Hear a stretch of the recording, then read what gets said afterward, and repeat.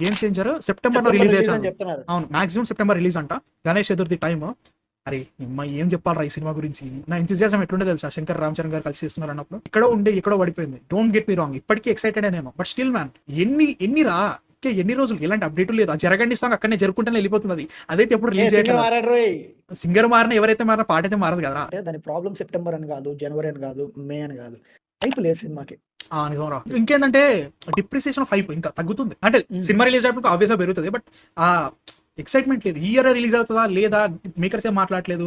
ఏదో అరే సినిమా రాబోతుంది, పెద్ద సినిమా రాబోతుంది, శంకర్ గారు చేయబోతున్నారు, వీటన్నిటి గురించి లేపొచ్చు ఎప్పుడో సిచ్యువేషన్ లో. అవి చేయట్లేదన్న ఫీలింగ్. దిల్ రాజు గారు ఎప్పుడో ఒకసారి మాట్లాడినప్పుడు సినిమా షూటింగ్ అవుతూనే ఉంది, ఇంకా షూటింగ్ ఉంది, ఇవి మాత్రమే వినబడుతున్నాయి తప్ప సినిమా ఏంటి ఎక్కడ ఉండబోతుంది. I wanted this film man. చాలా రోజుల నుంచి వెయిటింగ్ గేమ్ చేంజర్ కి నేను. బట్ దే ఆర్ లిటరలీ అంగారు కుండ మీద కూర్చొని ఏమీ చెప్పట్లేదు అన్న ఫీలింగ్ అయితే అదే ఉంది. కాకపోతే ఒక్కటైతే కన్ఫర్మ్ రా, ఫిక్స్ అయిపో, తమన్నా రాడు పెడతాడు.